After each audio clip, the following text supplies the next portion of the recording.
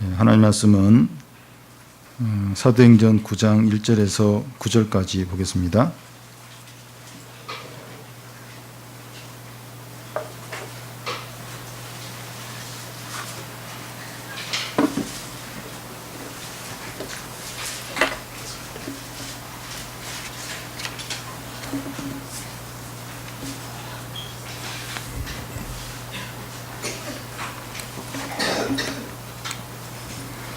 사도행전 9장 1절에서 9절까지 신약 201페이지 부분입니다.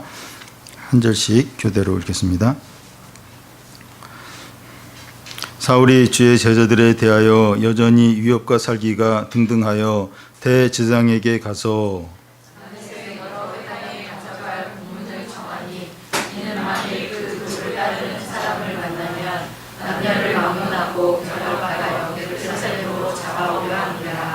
사울이 길을 가다가 다메섹 가까이 이르러니 후련히 하늘로부터 빛이 그를 둘러 비추는지라. 땅에 엎드러져 들으매 소리가 있어 이르시되 사울아 사울아 내가 어찌하여 나를 박해하느냐 하시거늘. 대답하시되 주여 누구시니까 이르시되 나는 내가 박해하는 예수라. 너는 일어나 시내로 들어가라. 내가 행할 것을 내게 이를 자가 있느니라 하시니. 같이 가던 사람들은 소리만 듣고 아무도 보지 못하여 말을 못하고 서 있더라. 사울이 땅에서 일어나 눈을 떴으나 아무것도 보지 못하고 사람의 손에 끌려 다메섹으로 들어갔어. 같이 읽겠습니다. 사흘 동안 보지 못하고 먹지도 마시지도 아니하니라. 아멘. 믿는 사람들이 함께 모였을 때 어떻게 신앙을 가졌는가 이렇게 물어보면 각각의 이야기가 다 다른 것을 이제 발견을 할 수 있습니다.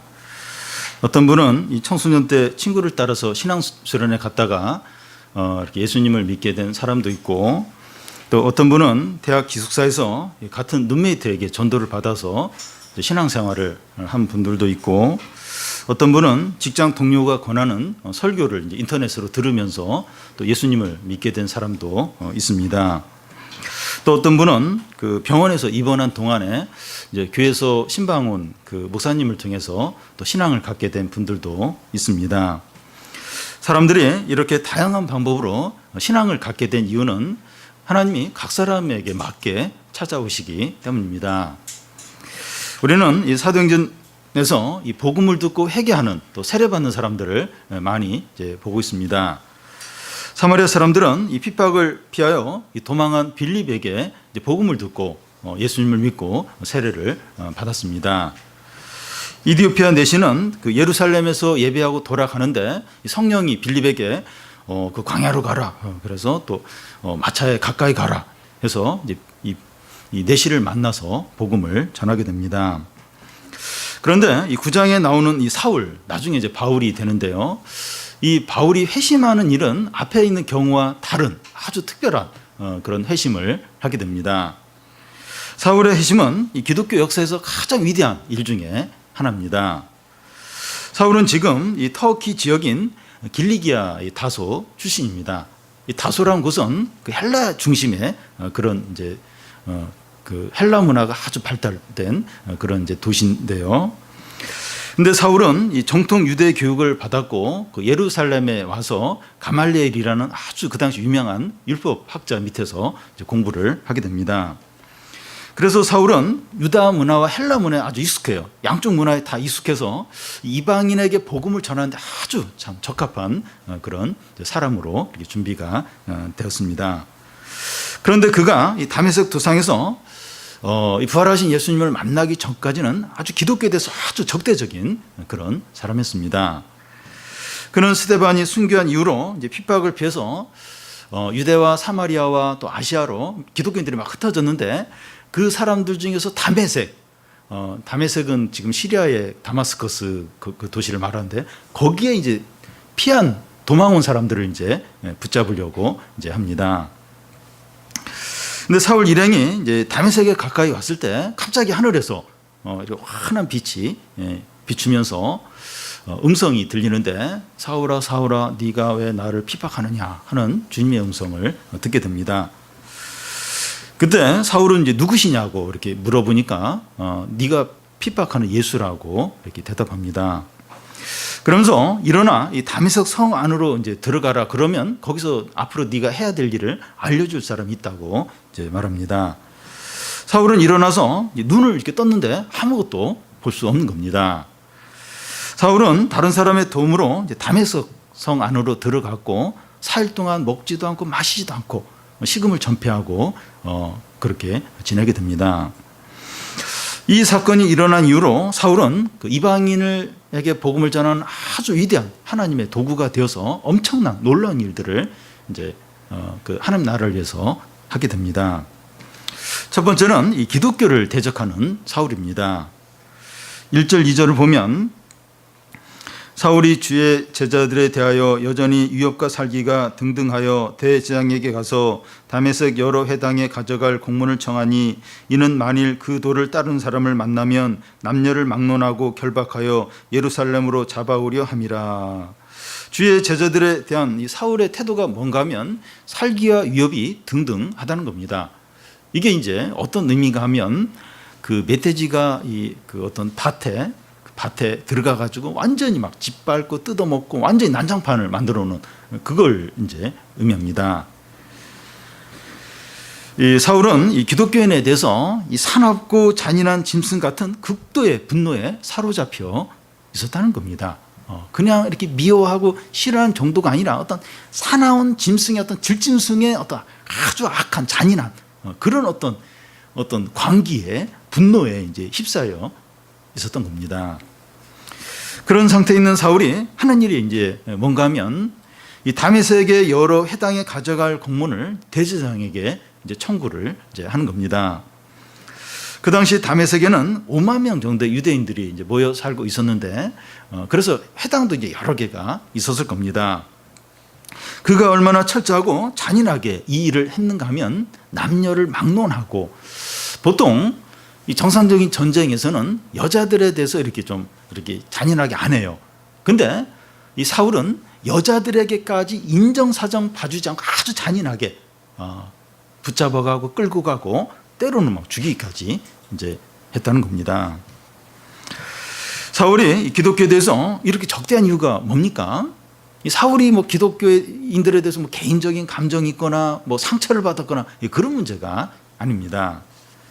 사울은 율법과 유대교의 전통에 대해서 아주 헌신한 자인데 그 율법, 특히 신명기에는 뭐라고 이제 돼 있는가 하면 나무에 달려 죽은 자는 하나님의 저주를 받은 자다. 그렇게 이제 신명기에 율법에 분명하게 나와 있습니다. 그런데 이 기독교인들은 이 십자가에 달린 예수를 하나님의 아들이라고 하고 또 그가 죽었다가 부활했고 또 승천해서 하나님 보좌 우편에 있고 그가 또 성령을 내려주셨다고 기독교인들은 그렇게 이제 믿고 있는 겁니다. 이런 모든 것을 사울이 볼 때는 하나님을 모독하는 일로 이제 보였던 겁니다. 분명히 율법에 이 나무에 달린 자는 하나님의 저주를 받은 자다. 근데 기독교인들은 그 예수가 십자가에 달려 죽은 예수가 하나님의 아들이고 부활했고 뭐 성령을 내려주고 그러니까 이 사울 입장에서 보면 지금 이 기독교인들은 하나님을 모독하는 거로 이제 그렇게 보이는 겁니다. 그래서 사울이 기독교인들을 이렇게 박해하는 건 하나님을 위한 열심이에요. 당연히 하나님을 위해서는 당연히 해야 될 일로 그렇게 이제 여기고 있는 겁니다. 사울이 하나님을 대적하고 이 교회에 대한 이 잔인한 박해는 이 모세 때 애굽왕 바로가 이스라엘 백성들을 이렇게 못 살게 굴고 압제했던 것과 어떤 면에서 비슷합니다. 그런데 이 차이는 이 애굽왕 바로 왕은 10가지 재앙을 당할 때 하나님의 능력과 영광을 봤어요. 그런데 끝까지 회개를 안 합니다. 끝까지 하나님께 대항을 해요. 결국 이제 장렬하게 이제 심판을 받게 되죠. 그런데 이 사울은 이 밝은 빛 가운데 이 부활하신 예수님을 보고 거꾸러지면서 회개하고 새 사람이 됩니다. 사울에게는 하나님의 은혜가 있었고 성령의 역사가 있었습니다. 이 바로왕과 이 사울의 차이는 그 인간적인 차이가 아니라 은혜와 성령이 있었느냐 없었느냐 하는 차이가 있습니다. 똑같이 하나님을 대적하는 자였는데 은혜와 성령이 있느냐 없느냐에 따라서 완전히 너무 정반대로 이제 결과가 나오는 겁니다. 우리가 그 예수님을 믿기 전에 우리는 애구방 바로와 사울과 같은 자였습니다. 기독교가 싫었어요. 예수님 싫었고, 예수님 믿는 사람 보면 미웠고, 우리가 이제 예수님 믿기 전에 다 애구방 바로처럼 또 사울처럼 기독교에 대해서, 하나님에 대해서 그랬습니다. 그러니까 교회는 나갔다 할지라도 그냥 신앙이 없는, 그러니까 이렇게 막 예수님을 진실히 믿는, 막 예수님께 신앙에 헌신된 사람을 보면 이상하게 보고 나는 저렇게 안 믿는다 하면서 어쨌든 마음속에는 예수님을 사랑하지 않는, 대적하는 이제 그런 마음이 있었습니다. 하나님께 대해서 교만하고 대적하고 고집스러웠죠. 그런데 우리가 예수님을 믿게 되고 순종을 하게 된 것은 은혜와 성령 때문입니다. 다른 것이 아니에요. 다른 것 때문은 아닙니다. 성령이 우리의 고집스럽고 자기 중심적이고 아주 이렇게 그런 교만한 마음을 성령이 바꾸신 거죠. 다른 게 아니에요. 다른 것 때문에 내가 좀 착해서 원래 좀 보니까 내가 좀 기질이 좀 착한 면이 있고 그래서 내가 이렇게 마음을 바꾼 거지. 그게 아니라 이 기질하고 전혀 상관이 없어요. 이 성령과 하나님의 은혜가 이 교만하고 고집스럽고 이런 마음을 이제 바꾼 겁니다. 우리는 우리가 어떤 상태에서 이 구원을 받았는지 절대로 잊으면 안 됩니다. 저도 한 번씩 내가 예수님을 안 믿었으면 어떻게 됐을까 이런 생각을 이제 한 번씩 할 때가 있는데, 우리가 어떤 상태에서 구원을 받았는가 절대로 잊어버리면 안 됩니다. 우리는 하나님에 대해서 고집스럽고 반항적이고 교만한 자였습니다. 바로왕처럼 계속 하나님께 고집을 부리고 반항하다가 멸망할 수밖에 없는 자였습니다. 물론 예수 믿기 전에 똑똑하기도 하고 능력이 있기도 하고 재능이 있기도 하고 성격도 착했는지도 몰라요. 사람들에게 아주 인정받는 사람이었는지 모릅니다. 근데 하나님에 대해서는 아주 고집스럽고 대적하고 교만한 자였습니다. 그냥 놔두면 그냥 그렇게 교만하다가 망할 수밖에 없는, 심판을 받을 수밖에 없는, 지옥에 갈 수밖에 없는 자였습니다. 그런데 하나님의 은혜와 성령으로 우리 마음이 열리고 순종적으로 된 것이죠. 그래서 시간이 지나면서 이렇게 계속 우리 자신의 어떤 그런 변화, 처음부터는 안 그랬는데 이렇게 점점 이렇게 순종적이 되고 좀 하나님 앞에서 겸손하게 되고 이제 점점 이제 그렇게 변했을 수도 있습니다. 우리의 결단과 노력과 열심으로 그리스도인이 된 것이 아닙니다. 우리가 이런 사실을 알 때 자랑할 것이 없습니다. 아무것도 없어요. 내가 어떤 결단, 어떤 노력, 이걸로 내가 이제 그리스도인이 되었다면 자랑할 것이 있겠지만 그게 아니에요. 전혀 자랑할 게 없습니다. 남보다 뭔가 낫다고 생각할 수가 없습니다.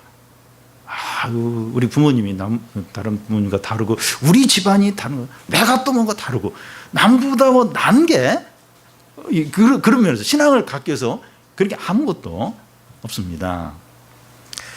우리에게 임한 은혜가 너무 크기 때문에 감사할 뿐이죠. 그러니까 고집이 센 사람한테는 하나님 은혜가 고난도 세고 하나님의 은혜도 더 커요. 근데 또 이게 상대적으로 좀 이렇게 기질이 약한 사람은 고난도 좀 작고 또 상대적으로 이제 은혜도 작은 것처럼 이제 이렇게 보이는데, 어쨌든 하나님의 은혜가 너무 크죠. 하나님의 은혜가 아니면 내가 어떻게 그리스도인이 되었을까? 저는 제 자신을 볼 때 그런 생각이 들더라고요. 하나님의 은혜가 아니면 어떻게 내가 또 이렇게 신자가 되고 또 이렇게 다른 사람을 섬길 수 있을까? 한번 솔직하게 우리 한번 자신 한번 보시죠. 우리 자신에 대해서 우리가 제일 잘 알잖아요. 근데 하나님의 큰 은혜가 아니면 내가 어떻게 신자가 될 수 있을까?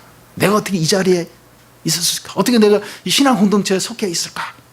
하나님 큰 은혜죠. 큰 은혜입니다. 불평할 것이 없고 신앙생활을 하는데 여유를 부릴 수 없습니다. 하나님 은혜로 내가 이렇게 지금 이렇게 신앙생활을 하고 있는데 여유를 부릴 수 없습니다. 이 구원이 나의 공로나 열심이 아니라 하나님의 은혜 때문이죠.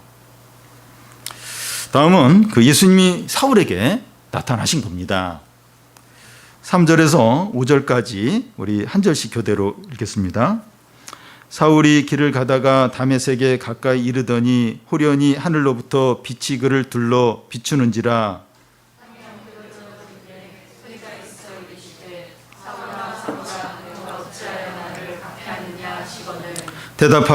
대답하되 주여 누구시니까? 이르시되 나는 내가 박해하는 예수라.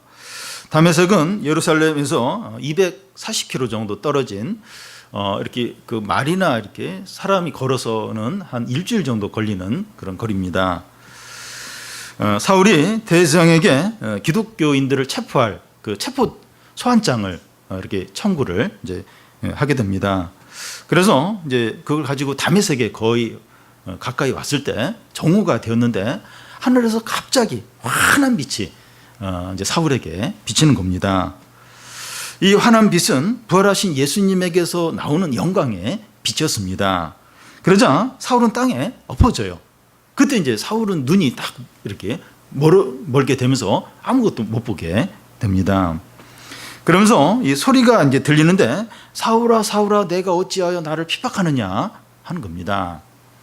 여기 사울아 사울아 하고 두 번씩 부른 이유는 어떤 상황의 급박성 그리고 어떤 친밀함을 나타내는 표현입니다. 사울은 놀라며 주여 누구시니까 하고 묻자 네가 박해하는 예수다 이렇게 대답합니다.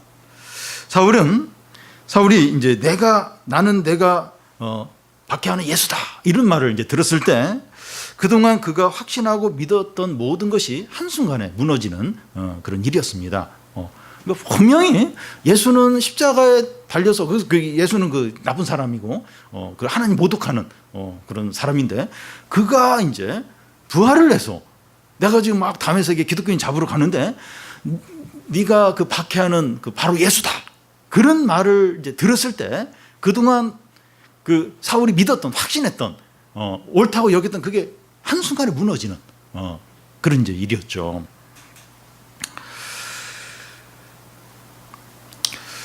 너무나 큰 충격이었을 겁니다.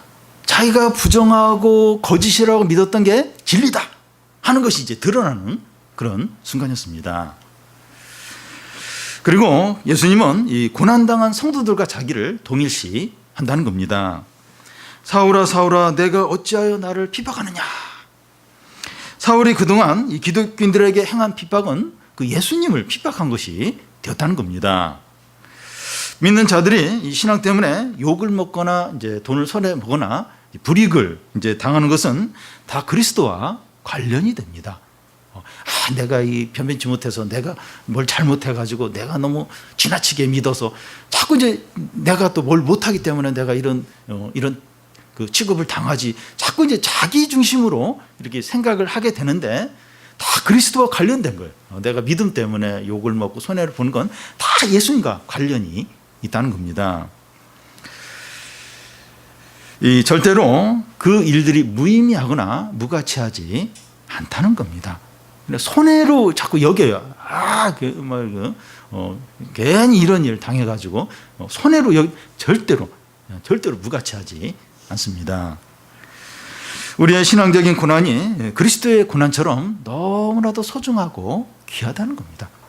여러분 그리스도의 고난이 얼마나 귀합니까? 그 그리스도의 고난 때문에 우리가 구원을 받고 많은 회복이 있고 많은 은혜가 이제 나타났잖아요.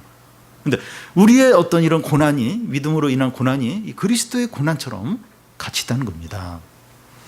우리가 신앙 때문에 겪는 모든 어려움들을 그 예수님 자신이 겪는 일로 여기신다는 겁니다.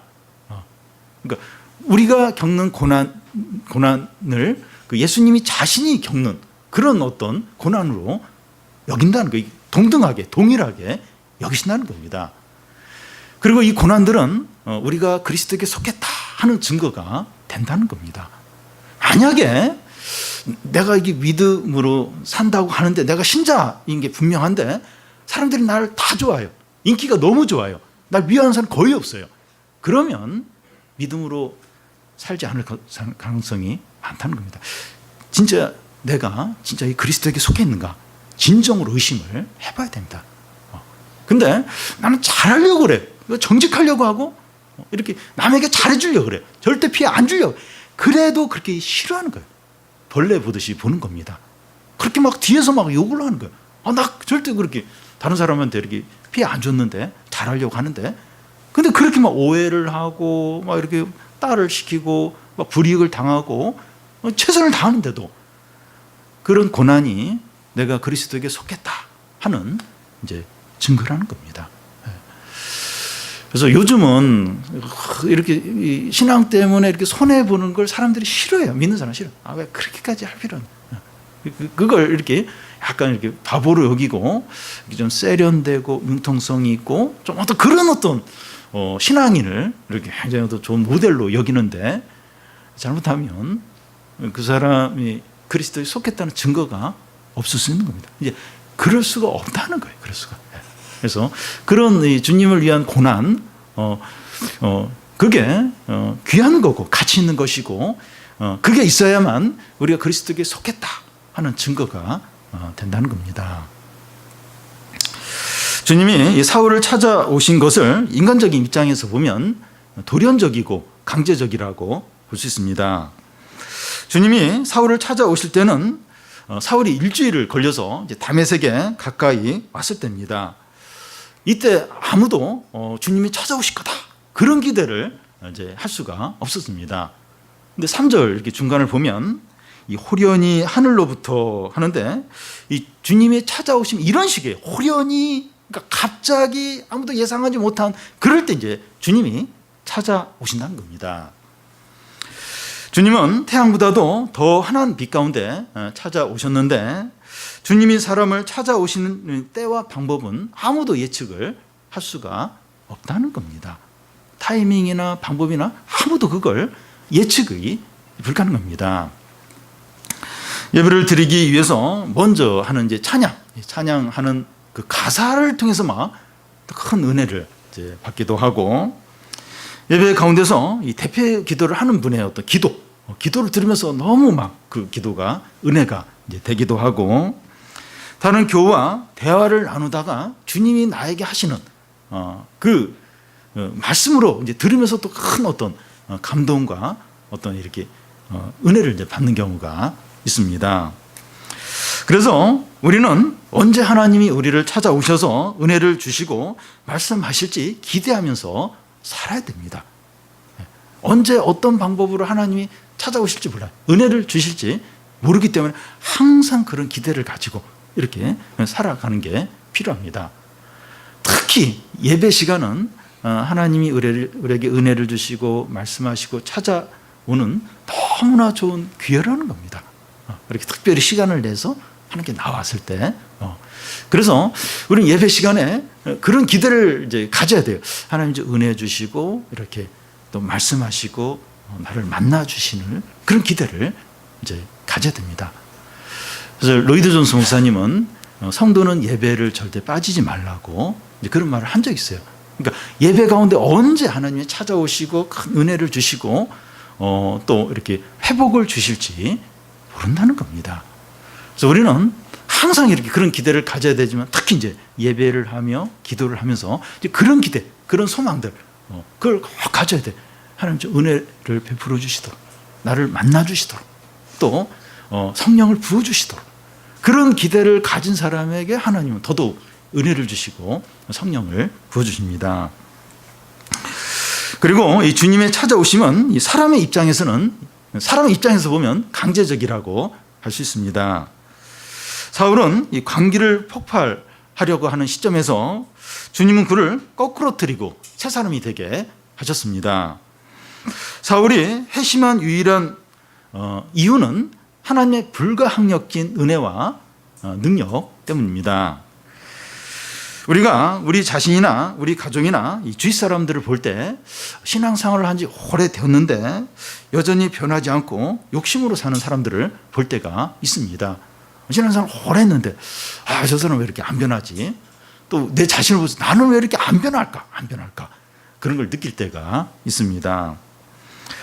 이런 사람에게 필요한 것이 하나님의 불가항력적인 은혜와 능력입니다. 이 불가항력적이라고 하는 것은 이렇게 거부를 할 수도 없고 도망을 칠 수도 없고 그 은혜 안 받겠다고 그렇게 이렇게 할 수도 없는 불가항력적인 그런 은혜와 능력이 필요합니다. 주위에서 이제 도와주는데 이렇게 막 얘기도 하고 막 야단치기도 하고 막 이렇게 또 막 기도도 해주기도 하고 막 도와주는데 한계가 있어요. 도와주는 사람이 이렇게 하는 건 이제 한계가 있는데, 근데 이제 이런 불가항력적인 은혜, 또 하나님의 어떤 큰 능력이 임하면 이제 그때 이제 그 사람이 진정으로 이제 변화될 때가 이제 있습니다. 그래서 시간이 지났는데도 뭐 우리 자신뿐만 아니라 우리 가족들, 뭐 자녀들이나 또 우리가 아는 어떤 성도들이나 그렇게 안 변할까, 이렇게 신앙이 안 자랄까, 이제 그런 어떤 답답함이 있다 할지라도 절대로 낙심하면 안 돼요. 하나님의 불가항력적인 능력이 임하소서, 하나님의 큰 능력이 임하소서, 그걸 계속 기도하고 그걸 소망을 하는 겁니다. 그러면 하나님이 실제로 그래요. 그 불가항력적인 은혜가 임하면서, 능력이 임하면서 그 사람이 바뀌는, 진짜 확 새 사람이 되는, 이 사울이 바뀌는 이제 그런, 사울이 바뀌어요. 이 사울이 그렇게 기독교에 대해서 그렇게 이 분노가 등등하던 이 사람이 바뀝니다. 이 사울이 바뀌었다면 바뀌지 못할 사람이 없다는 거예요. 그래서 절대로 낙심하지 않고, 그렇더라고요. 저희 교회도 어떤 그 청소년을 위해서 한 4년, 5년을 기도했는가, 교회를 안 나오는 거예요. 부모님은 나오시는데. 근데 나왔어요. 지금 잘 나오고 있습니다. 9시 예배에 나와가지고 누군지 잘 모르시겠지만, 잘 나오고 있어요. 그러니까 뭐 4년, 5년을 뭐 교회를 안 나오니까 교회를, 신앙을 떠났나 싶은데, 안 그렇더라고요. 그러니까 이 하나님의 어떤 불가항적인 은혜, 하나님의 큰 능력이 임하도록, 그러면 누구든지 다 바뀐다는 거예요. 다. 그래서 이렇게 포기하지 않고 계속 이제 기도를 이제 하시기 바랍니다. 이 앞에서 이 주님이 이제 사울을 이제 찾아온 것은 사람의 입장에서는 돌연적이고 이제 강제적이다, 이렇게 했는데 하나님의 입장에서는 다릅니다. 먼저 주님이 사울을 찾아온 것은 하나님의 입장에서는 돌연적이지 않다는 겁니다. 다시 말해서 이 주님이 이제 사울을 이제 찾아오신 것은 다메섹 도상이 처음이 아니라는 거예요. 오래전부터 주님이 이제 사울을 찾아왔다는 겁니다. 이 사도행전에서 이 다메섹 도상에서 이 주님이 이제 사울을 찾아왔다는 그 기사가, 그런 내용이 3번이나 조금씩 다르게 반복이 되어서 나옵니다. 이 세 번째에 해당하는 그 26장 그 14절에 보면 사울아 사울아 내가 어찌하여 나를 박해하느냐 하면서 한마디를 더 이제 하시게 되는데, 가시체를 뒷발질하기가 내게 고상이라, 이런 말씀을 이제 합니다.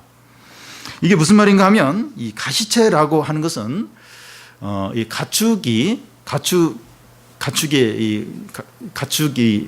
이제 뭘 이제 매든지 뭘 끌고 이제 가게 되는데, 뒤쪽에 이제 가시체라는 걸 이렇게 만들어 놓으면 이 가축이 계속 앞으로 가면 괜찮은데 뒤로 이제 주인이 앞으로 이제 끌고 가려고 이제 할 거 아니에요. 근데 이 짐승이 거부를 하고 막 안 가려고 하든지 뒤로 가려고 하면 이 가시체 찔려가지고 아픈 거예요. 그래서 어쩔 수 없이 이제 앞으로 하도록 만든 어떤 그런 기구를 이제 말합니다.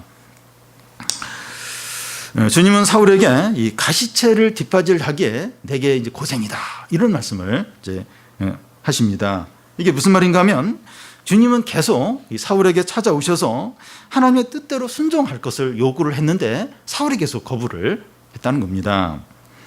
소가 주인의 뜻대로 앞으로 가지 않으려고 뒷발질을 할 때마다 가시체 때문에 고통이 되었던 것처럼 사울에게 이게 너무 고통했다는 거예요. 하나님은 계속 찾아오셔서 사울이 회개하도록, 하나님께 나오도록 그렇게 계속 이렇게 요청을 하셨는데, 계속 이제 사울은 거부를 한 거예요. 계속 뒷발질을 했는데 그게 사울에게 고통이 되었다는 겁니다. 주님이 언제 사울에게 이 가시체처럼 찾아오셔서 이 순종하도록 요구를 했습니까? 사울은 예수님과 동시대 사람이에요. 그래서 예수님의 어떤 가르침을 소식도 들은 적이 있을 겁니다. 그리고 예수님이 행하신 기적도 본 적도 있을 것이고 뭐 못 봤다 할지라도 소문을 들어서 예수님에 대해서 잘 알고 있었을 겁니다. 그리고 예수님이 체포되어 대제사장에게 재판을 받고 또 십자가에 죽으시고 부활했다는 사실도 들어서 소문을 들어서 다 알고 있었을 겁니다. 사울이 예수님에 관한 일들을 보거나 들은 이 사실 자체가 이제 예수님이 이제 사울에게 찾아오신 겁니다. 사울 안에는 예수님을 믿어야 되는지 불신해야 되는지 그런 갈등이 계속 이제 있었던 겁니다. 어쨌든 예수님에 대한 소식을 들어요. 이게 사실일까 거짓일까 믿어야 되나 말아야 되나 이런 갈등이 이제 이 사울 안에는 이제 오래전부터 있었던 겁니다. 근데 소가 이 가시체를 뒷발질하듯이 사울은 계속해서 거부를 했어요. 계속해서 그걸 믿는 것을 거부를 했던 겁니다. 그러니까 그 복음을 들었을 때 이제 사울 안에 어떤 갈등이 있는 거예요. 예수님에 대해 들었을 때 이 갈등이 있어요. 그래서 계속 어떤 그 하나님의 영이 믿어야 된다. 믿으라. 그런데 계속 거부를 했다. 그게 이제 사울은 가시체 뒷발질을 한 거고 그게 사울에게 이제 고통이었다는 겁니다. 사울에게 또 하나의 가시체는 스데반이었습니다. 사울은 스데반이 공회 앞에서 설교하는 것을 다 들었어요. 그 설교하는 걸 많은 사람이 들었는데 그때 이제 사울도 들었고 그가 돌에 맞으면서 그의 얼굴이 천사처럼 스데반의 얼굴이 천사처럼 변화되는 것도 보았고 또 죽어가면서도 하나님의 우편에 서 계신 예수 그리스도를 내가 보노라 하는 그 얘기도 이제 사울이 들었고 돌에 맞아 죽어가면서도 저들의 죄를 용서하소서 그들에게 돌리지 마소서 그런 기도를 하는 것도 이 사울은 들었습니다. 사울은 스데반을 보면서 저들이 믿는 것이 무엇이고 예수가 대체 어떤 분이길래 저렇게 돌에 맞아 죽어가면서도 천사의 얼굴을 하고 그 저주하는 어떤 기도를 하지 않고 용서하는 기도를 할 수 있을까? 그러니까 사울은 이해가 안 됐을 거예요. 어떻게 저들이 믿는 기독교가 무엇이길래 예수가 누구이길래 어떻게 저들은 저렇게 그 고난 가운데서도 천사의 얼굴을 하고 또 막 죽어가면서 원수들을 위해서 축복하는 기도를 할 수 있을까? 이게 막 굉장한 어떤 고민거리고 그리고 이제 이 스데반이 그 바울에게는 가시체였죠. 네가 그래도 계속 이 진리를 거부할 거냐? 그걸 뿌리칠 수 없는 그런 어떤 가시체 역할을 이제 한 것입니다. 유명한 그 심리학자가 이제 말하기를 사람이 지나친 분노와 이 적대감을 나타내는 것은 그의 안에 있는 내면의 불안을 가리기, 숨기기 위해서라는 겁니다. 어떤 사람이 큰일이 아니어도 지나치게 화를 내고 민감하게 반응을 보이는 것은 그의 내면에 뭔가 깊은 상처나 이 피해의식이 있기 때문이라는 겁니다. 그러니까 지나치게 화를 내고 자꾸 짜증을 내는 거예요. 지나치게. 그 사람 내면에 어떤 깊은 상처가 있다는 거예요. 그러니까 그게 이제 이렇게 어떤 말을 듣거나 무시를 당하거나 우선 이렇게 어떤 예상치 않는 일을 당하면 그 상처가 건드려지는 거예요. 그러면서 그걸 어떻게 막 방어하려고 그렇게 막 과도하게 짜증을 내고 이제 화를 내고 분노를 이제 내는 경우가 있다는 겁니다. 피해의식이 있기 때문에 그거하고 관련이 없는 건데 과거에 자기가 당한 피해의식 그게 뭐 다시 막 이렇게 도지면서 그렇게 막 지나치게 과민 반응을 이제 한다는 겁니다. 사울이 기독교인들을 지나치게 광분하면서 박해를 한 것은 그의 내면의 갈등과 불안을 숨기고 해소하기 위해서 그렇게 했다는 겁니다. 그냥 뭐 기독교인도 미워, 싫어. 뭐 나는 저 사람들처럼 안 될 거야. 뭐 그럴 정도가 아니라 지나치게 광분을 하면서 막 그러면서 막 이렇게 박해를 하는 건 그 안에 어떤 이렇게 안 하면 자기도 거기 넘어갈 것 같은 어떤 안에 엄청난 어떤 갈등을 해소하기 위해서 그렇게 막 지나치게 박해를 이제 했다는 겁니다. 사울은 오랫동안 가시체를 뒷발질하면서 고통스러워 했습니다. 너무나도 고통스러워 한 겁니다. 하나님은 이제 우리들에게도 그렇게 이제 하십니다. 앞에서 하나님이 사람을 찾아오실 때 사람의 입장에서 보면 이 돌연적이라고 돌연적으로 찾아온 것 같지만 오래전부터 그를 찾아오셨다고 이제 했습니다.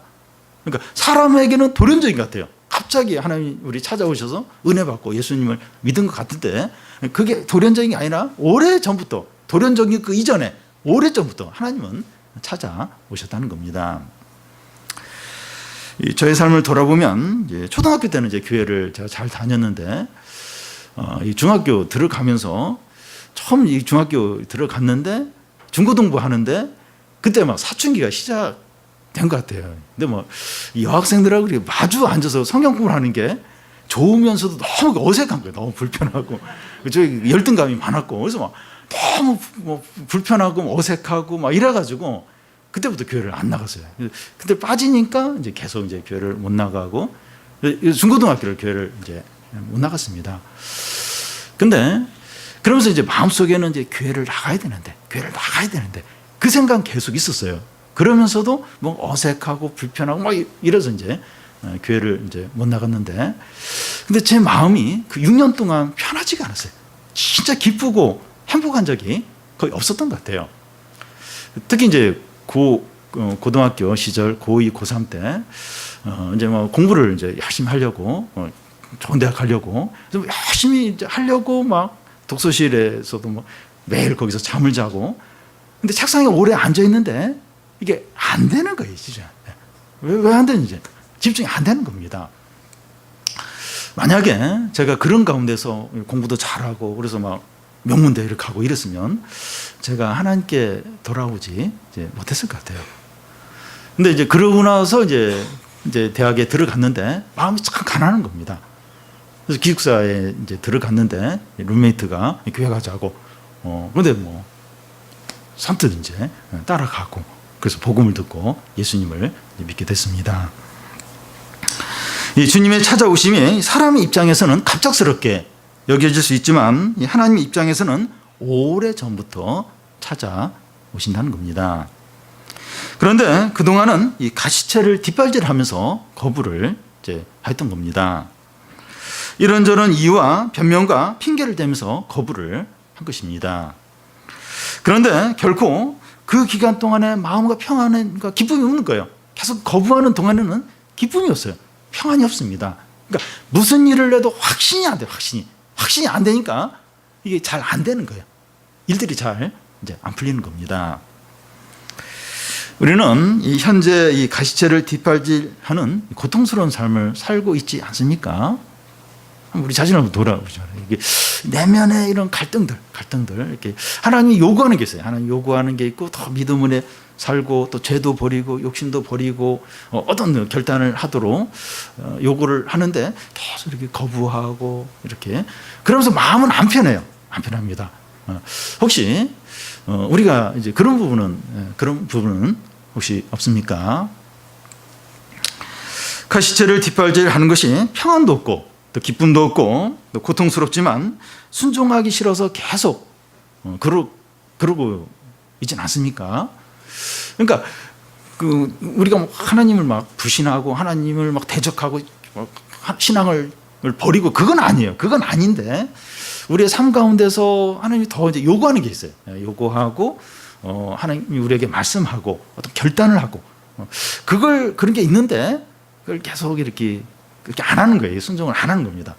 그리고 순종하고 내가 원하는 걸 이렇게 포기하면 너무 불행할 것 같고 나는 이렇게 비참할 것 같고 너무 큰 손해를 볼 것 같고 그래서 끝까지 이렇게 거부하고 그러니까 평안이 없어요. 평안이 없고 뭔가 계속 뭐가 걸리는 거예요. 물론 기쁨은 있죠. 근데 그게 너무 얕은 기쁨이에요. 더 많은 시간 너무 불안해요. 힘들어요. 힘이 없어요. 의욕이 자꾸 짜증이 나요. 자꾸 두렵고 염려가 이제 있는 겁니다. 왜냐하면 이 가시체 뒷발질을 계속하는 거예요. 주님이 원하는 게 있어요. 오늘 말씀하는 게 있는데 그걸 알면서도 나의 어떤 욕심과 나의 어떤 고집과 이런 걸로 인해서 그걸 계속 이제 거부하는. 그러니까 그런 게 우리 안에 부분적으로 다 있어요. 이렇게 확 포기하지 못한, 확 순종하지 못한. 그러니까 확 순종하면 되는데, 확 항복하면 되는데 항복하기가 싫은 거예요. 그러니까 많이 항복을 했는데 한 부분은 항복을 안 해요. 계속 고개 쳐들고 대어들고 내 고집대로 하는 부분이 있다는 거예요. 근데 그 부분으로 인해서 그만큼 이제 평안과 기쁨과 은혜가 이제 적은 겁니다. 그게 많으면 많을수록 그게 가시체 뒷발질을 하는 게 이제 더 많은 것이고 그만큼 상처가 나는 거예요. 그러니까 하나님께 불순종하고 대항하고 고집 부리면 부릴수록 그만큼 이제 뒷발질, 이 가시체 뒷발질을 많이 하는 것이고 그만큼 상처가 나요. 아픔이 있어요. 내 마음대로 했는데, 끌리는 대로 했는데, 욕심대로 했는데 이제 기쁨이 없어요. 기쁨이. 물론 기쁨이 좀 있죠. 근데 너무 얄팍한, 너무 작은 기쁨이고 더 많은 경우 이게 마음에 평안이 없는 거예요. 진짜 행복이 없는 거예요. 진짜 만족이 없는 거예요. 우리 성도들 가운데서 이렇게 신앙생활 나름대로 열심히 하는데 기쁨이 없어요. 기쁨이.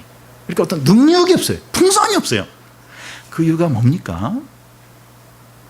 교회는 오는데 봉사는 하는데 가시체 뒷발질을 계속 하는 겁니다. 남은 몰라요. 근데 나는 알아요. 나는 알아요. 그러니까 기쁨이 있겠어요? 풍성은 있겠습니까? 능력이 있겠습니까? 그 포기하라는 거예요. 포기.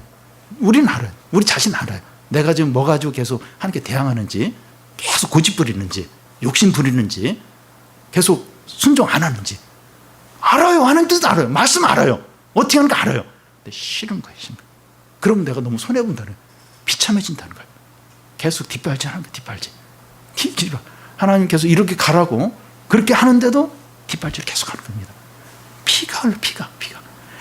피가 흐르는데도 계속 고집 부려요. 내가 이거 포기하면 난 너무 비참해진다는 거예요. 난 너무 손해본다는 거예요. 계속 뒷발질. 많은 성도들이 그렇게 합니다. 저도 좀 그런 부분이 있었어요. 그러니까 이게 풍성함과 기쁨과 능력과 그게 없는 거예요. 그림의 떡인 거예요. 떡인. 하나님의 말씀 이렇게 하면 이렇게 한다. 근데 그게 나와 상관이 없는 거예요. 왜냐하면 계속 뒷바지를 하니까. 피가 흐르고 있는데 상처가 계속 나고 있는데 기쁨과 풍성함과 능력이 있겠습니까? 이게 항복하라는 거예요. 항복 순종하라는 겁니다. 빨리, 하루라도 빨리 그 부분 내려놓고 순종하고 그래 하는 뜻대로 살겠습니다. 그렇게 하면 할수록 기쁨과 평안과 풍성함과 행복과 은혜가 넘치게 됩니다. 한번 그런 거 안 그런 거 한번 해보시기 바랍니다. 우리 근데 계속 이렇게 뒷발질하는 게 뭔가, 그 문제가 뭔가, 그거 한번 이렇게 내려놓으시기 바래요. 내려놓으시고 이렇게 하는 뜻대로 순종하고 이렇게 하나님 뜻대로 하고 그렇게 한번 해보시기 바랍니다. 그러면 참 이 상황은 달라진 게 없다 할지라도 참 기쁨과 어떤 행복과 어떤 풍성함과 은혜를 누리게 된다는 겁니다. 그리고 막 그럴 때 이제 하나님이 길을 열어주세요. 응답을 이렇게 주시고 하나님 함께 하시는 증거들을 많이 보여 주십니다. 그리고 앞에서 이 주님이 사울을 찾아오신 것은 사람의 입장에서는 강제적이라고 했는데 하나님의 입장에서는 강제적이 아니라는 겁니다. 주님이 사울을 찾아오실 때 태양보다 더 밝은 빛이 비쳤습니다. 하나님이 주님이 사울을 찾아올 때 막 어두운 가운데 막 목을 조르면서 너 나쁜 놈이야. 너 회개 안 하면 당장에 지옥에 던져버릴까? 빨리 회개해. 이렇게 할 수도 있어요. 근데 그렇게 하지 않고 밝은 빛 가운데 찾아오셨습니다. 사울아 사울아 하면서 그 이름을 2번에 걸쳐서 아주 친밀하게 부르신 겁니다. 낯선 곳에 아는 사람이 없는데 처음 보는 사람이 내 이름을 이렇게 부르면서 이렇게 내 이름을 주빈아 이렇게 다 이렇게 불렀다면 너무 반갑죠. 반갑고 너무나도 이렇게 친근함, 편안함이 느껴질 겁니다. 주님이 사울의 이름을 친근하게 2번씩이나 걸쳐서 불렀습니다. 그러면서 내가 어찌하여 나를 박해하느냐 하십니다. 사울이 생각하도록 하시는 거예요. 너 나쁜 놈이야. 너 이런 죄를 졌지. 그렇게 안 하고 네가 왜 나를 박해하느냐. 왜 내가 예수님 박해했지? 이렇게 사울이 이렇게 생각하도록 이제 하는 겁니다. 22장 10절에 보면 이 사울이 이제 주님 무엇을 하리이까 하면서 묻습니다. 사울은 주님이 자기를 찾아왔을 때 누구시냐고 묻고 무엇을 해야 되냐고 묻는 겁니다. 이렇게 생각을 하더래요. 그러니까 분위기가 막 너무 두려워서 막 아무 생각도 못하고 그냥 벌벌 떨면서 막 용서해달라고, 그게 아니라 이렇게 생각을 하도록, 주님 내가 무엇을 하리까, 그리고 생각을 하도록 하는 겁니다. 이런 것을 볼 때 주님이 사울을 찾아온 것은 강제적인 분위기가 아니라는 겁니다. 인격적이고 생각을 하게 하고 자유로운 분위기였습니다. 하나님의 은혜가 임한다고 하는 것은 강제적으로 죄를 다 고백하게 하고 또 무조건 순종해야 하는 것이 아닙니다. 하나님의 은혜가 임하고 또 막 성령이 임하고 이럴 때 막 강제적으로 막 이렇게 막 그런 게 이제 아니라는 겁니다. 하나님의 은혜가 임하면 인격적이 되고 또 생각을 하게 되고 자유로움이 있습니다. 하나님 은혜가 임할 때, 성령이 임할 때 이렇게 생각을 하게 돼요. 그리고 자유로움이 있어요. 또 평안함이 있다는 겁니다.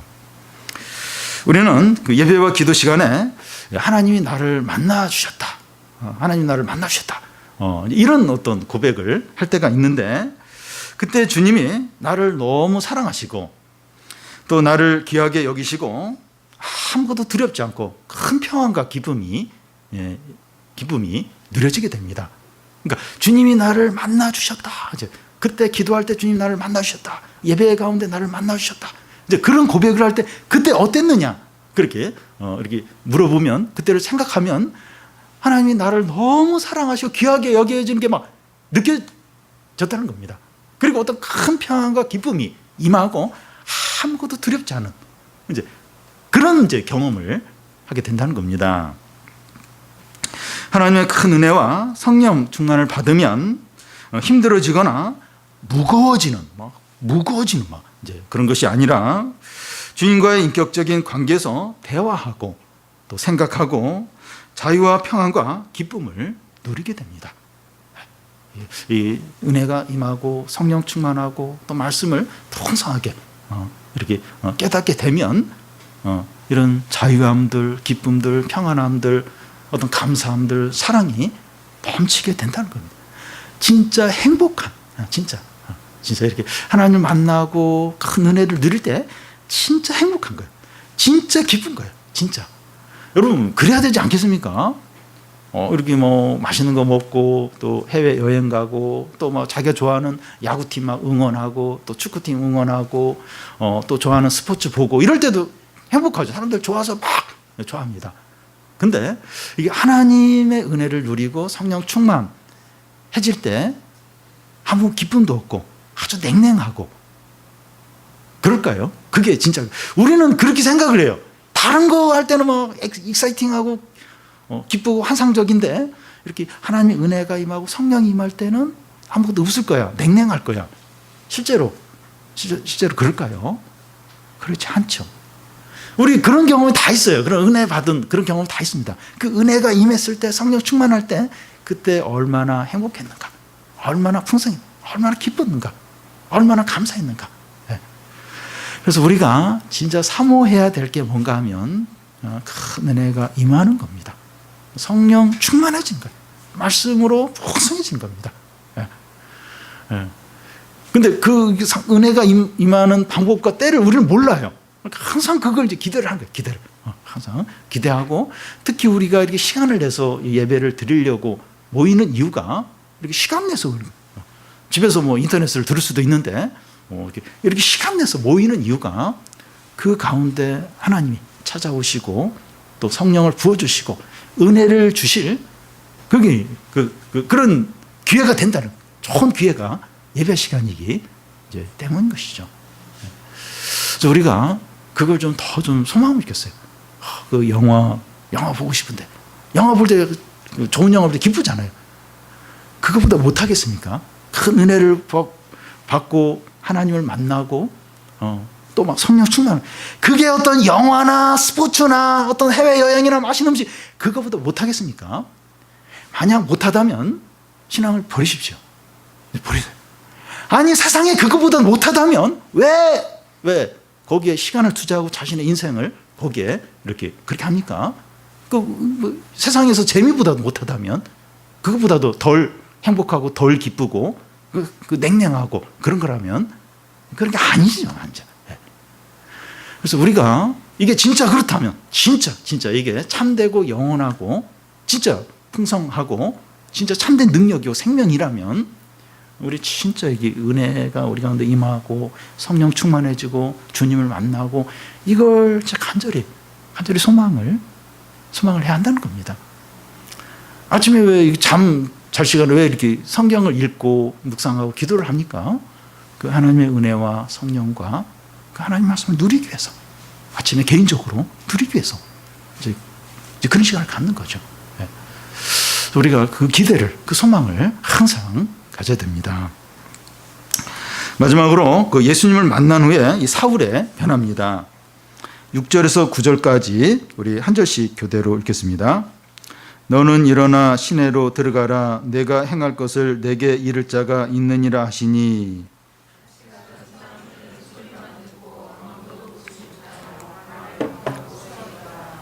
사울이 땅에서 일어나 눈을 떴으나 아무것도 보지 못하고 사람의 손에 끌려 다메섹으로 들어가서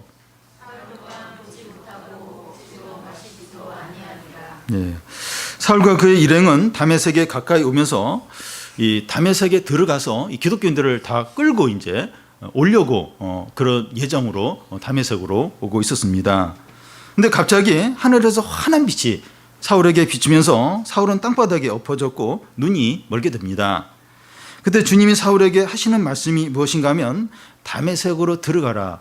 네가 행할 것을 내게 알려줄 사람이 있다는 겁니다. 그래서 사울이 땅에서 일어났는데 눈이 보이지 않는 거예요. 그래서 다른 사람이 사울을 끌고 다메섹 안으로 들어가게 됩니다. 이게 보여주는 것은 사울이 그리스도인을 포로로 끌고 가려고 다메섹에 이제 왔는데 이제는 사울이 포로가 되어서 끌려가고 있다는 겁니다. 물론 이제 꽁꽁 묶여서 끌려간다는 건 아닌데 눈이 안 보이고 누가 이렇게 끌고 가야 이제 갈 수 있는 거예요. 그래서 마치 포로가 된 것처럼 끌려가고 있다는 겁니다. 자기 확신과 교만과 분노로 쌓여 있던 자가 수동적이 되고 그 의존적이 된 겁니다.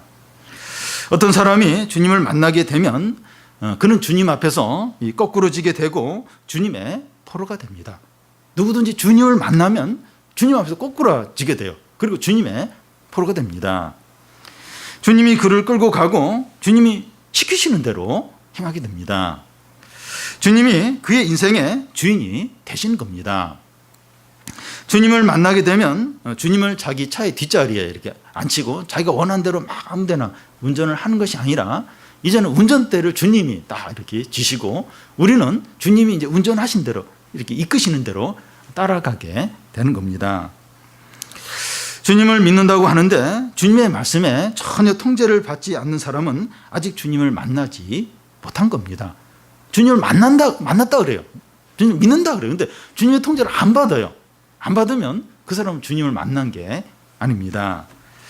그리스도인은 주님의 뜻에 100% 순종하지는 못하지만 삶의 주도권을 맡긴 자들입니다.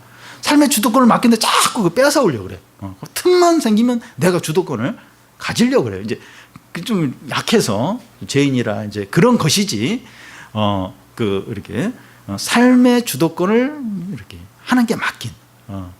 진로의 주도권, 취업의 주도권, 대학 입시의 주도권, 결혼의 주도권, 모든 주도권을 하나님께 맡긴 자들이 이제 그리스도입니다. 사울은 다메섹에 들어가서 사흘 동안 보지 못하는 가운데 먹지도 마시지도 않았습니다. 부활하신 예수님을 만난 일이 너무 충격스러워서 아무것도 먹거나 마실 수가 없었던 겁니다. 그는 사흘 동안 자신의 삶을 돌아보며 슬퍼하고 탄식하고 회개하는 그런 기도를 했을 겁니다. 아무것도 보이지 않는 이 어두운 가운데서 먹지도 마시지도 못한 그런 상태는 죽음의 상태죠. 그 어둡고 아무것도 안 보여. 먹지도 마시지도 않고 사흘 동안 이런 상태는 이제 죽음의 상태라고 할 수 있습니다. 요나가 물고기 뱃속에서 3일간 이렇게 들어가 있었던 거와 이제 같은 거죠. 거의 뭐 죽음의 상태와 같은 거죠. 못 나오면 그냥 죽는 거죠, 거기. 이제 그런 상태에 이제 있는 겁니다. 사울에게 이 3일은 그동안 그가 추구하고 의미 있게 여기고 절대적으로 여기고 있던 것들을 다 부수고 내려놓는 시간이었습니다. 과거에 대해서 죽는 시간이었습니다. 3일 동안 보지도 못하는 가운데 먹지도 마시지도 못하는 3일은 그가 이제 그의 과거가 다 그 죽는 그런 기간이었습니다. 예수님을 인격적으로 만날 때 과거의 모든 것들이 죽게 됩니다.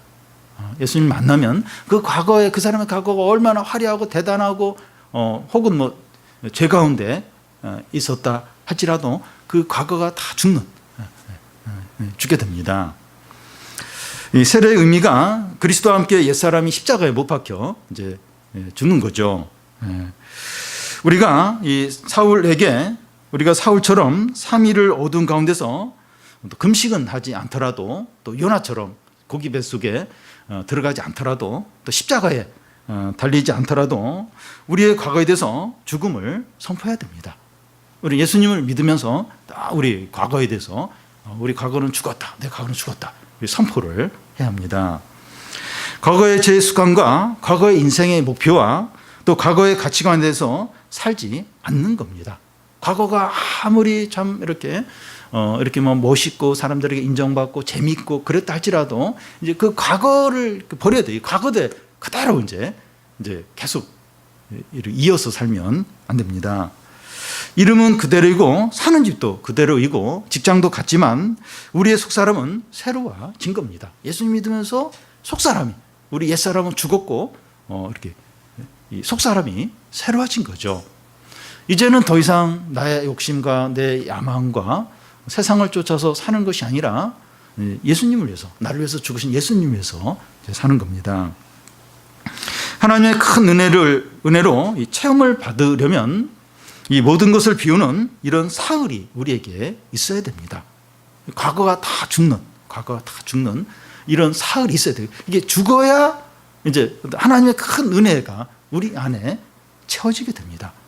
근데 과거가 여전히 살아있어요. 과거의 어떤 이전에 어떤 내 욕심스러운 내 중심적인 또 세상을 쫓는 어떤 그 과거가 안 죽었어요. 그대로 있어요. 그러면 하나님의 큰 은혜가 채워질 수 없는 거예요. 근데 이 과거가 죽어야 죽은 게 선포가 돼야 그래 하나님의 큰 은혜가 우리 가운데 이제 채워지게 됩니다. 그리고 예수님을 만난 사람은 이 사울이 다른 사람의 손에 이끌려 가고 또 다른 사람이 와서 앞으로 할 일을 말해주듯이 신앙 공동체의 지체들을 의존해서 살아야 됩니다. 그 다음 시간에 보면 아나니아라는 사람이 와서 이제 이렇게 사울 네가 앞으로 어떻게 돼야 되는가 하는 것을 이제 알려주게 됩니다. 사울은 원래 굉장히 자신감이 있고 자기 생각대로 자기의 어떤 확신대로 행하던 사람이에요. 근데 이제 뭐 이렇게 누가 이끌어주지 않으면 어디 갈 수도 없어요. 그리고 누가 이제 네가 앞으로 어떻게 해야 되는가 하는 것을 이제 알려주게 되는 겁니다. 다른 사람에 의존적으로 이제 살게 되는 겁니다. 전에는 자기가 모든 계획을 세우고 자기 마음대로 살았지만 이제는 신앙 공동체 안에서 누군가가 이렇게 말씀으로 조언을 할 때 그 조언에 따라서 사는 겁니다. 예수님을 믿으면 이제 그렇게 이제 삶이 이제 변해야 됩니다. 주님을 만나게 되면 중요한 나서를 하나 이렇게 주님이 딱 가져가시기 때문에 공동체 사람들과 더불어서 살아가도록 하시는 겁니다. 그러니까 예수님 믿으면서 중요한 핵심적인 나서를 하나 싹 가져가 버려요. 혼자 못 사는 거예요. 그래서 이제 공동체에 의존해서 이렇게 이제 살도록 이제 그렇게 하십니다. 다른 사람의 기도를 받고 도움을 받고 격려를 받으면서 이제 살아가야 이제 하는 겁니다. 다른 성도들의 어떤 격려, 기도, 도움, 또 공동체의 어떤 이렇게 함께함 이게 없으면 아무것도 못해요. 아무것도. 전에는 굉장히 자신감과 또 확신과 어떤 자신, 재능으로 모든 걸 다 했던 사람이에요. 근데 예수님 믿으면 애가 돼요. 애가 돼서 막 사람들에게 이렇게 도움을 청하고 또 사람들의 위로를 이렇게 의지하고 기도 부탁하고 또 공동체가 이렇게 자신에 대해서 이렇게 함께 이렇게 관심 가져주고 격려해 주기를 바라고 이제 참 이렇게 나약한 어떻게 보면 의존적인 사람으로 바뀌게 됩니다. 이게 바로 이제 바른 그리스도인의 모습이라는 거예요. 사울이 이제 그렇게 바뀐 거예요. 그러면서 공동체 중심으로 다른 성도들과 함께 이렇게 살아가도록 이제 이렇게 하시는 거예요. 이게 이제 그리스도인의 이제 바른 삶이라는 겁니다. 여러분, 사울은 주님을 만나면서 한번 거꾸로지고 이제 죽는 경험을 하고 나서 그는 진정으로 강한 자가 되고 담대한 자가 되었습니다. 자기가 박해하던 그리스도의 이름을 위하여 목숨을 아끼지 않고 모든 수고와 고난을 당하면서 세상 끝까지 가서 복음을 전하게 됩니다. 죽음의 위협을 몇 번씩 당하고 이 태장 40여 대의 태장을 5번씩이나 받고 강도에 이어 감옥을 수없이 이렇게 들어가고 돌에 맞아 죽을 뻔하고 이런 엄청난 고난과 핍박이 있어도 전혀 거기에 굴하지 않고 끝까지 가서 복음을 전하고 교회를 세우고 이런 놀라운 삶을 이제 살게 됩니다.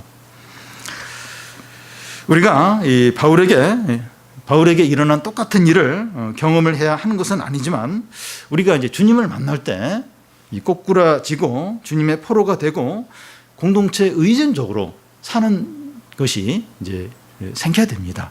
우리가 사울처럼 똑같이 이렇게 환한 빛을 받고 그건 아니에요. 그런 일은 이렇게 경험하지 않더라도 이렇게 주님 앞에서 꼬꾸라지고 그리고 내가 어떤 죽는 경험을 하고 이 과거가 죽는 그런 선포를 하고 그리고 의존적 이 공동체 성도들의 의존적인 그런 삶을 우리가 살아야 이제 한다는 겁니다. 우리가 그렇게 할 때 이 나약해지는 것이 아니라 진정으로 강한 자가 되고 담대한 자가 될 것입니다. 겉으로 보면 나약한 자가 돼요. 전에는 내가 강했는데 내가 너무 나약해졌다. 근데 실제로 보면 굉장히 강한, 굉장히 담대한 자로 변하게 된다는 겁니다. 그러니까 작은 일에는 좀 나약하게 보이는데 진짜 이렇게 큰 위기나 어려움과 유혹 앞에서는 아주 담대한 그런 사람으로 바뀌게 됩니다. 우리를 통해서 하나님이 기뻐하시고 선한 일들이 이루어지게 됩니다. 그런 사람을 통해서 이렇게 하나님 선한 일들, 하나님이 원하시는 일들, 그런 일들, 그냥 이렇게 기도 부탁하고 또 다른 사람 이렇게 다른 성도들에게 의존적이고 그래서 나약한 것 같아요. 어떻게 죽는 소리 하고. 근데 그렇게 나약해 보는 사람을 통해서 하나님의 뜻이 이루어져요. 그리고 많은 열매들이 맺히게 됩니다. 그리고 어떤 사람들의 위협이나 어떤 고난이나 위기나 어떤 그런 유혹 앞에서 그렇게 담대한 거예요. 그렇게 강한 겁니다. 그러니까 자신이 하나님 앞에서 꼬꾸라지고 그리고 과거가 죽고 하나님 은혜가 채워지고 그리고 이 공동체를 의지하면서 그런 아주 담대한 사람으로 이제 바뀌는 겁니다. 우리가 말씀을 통해서 살아계신 주님을 인격적으로 만나고 거꾸로지고 주님의 포로가 되어서 하나님의 선한 뜻을 담대히 이루는 우리 성도들이 다 되시기를 바랍니다.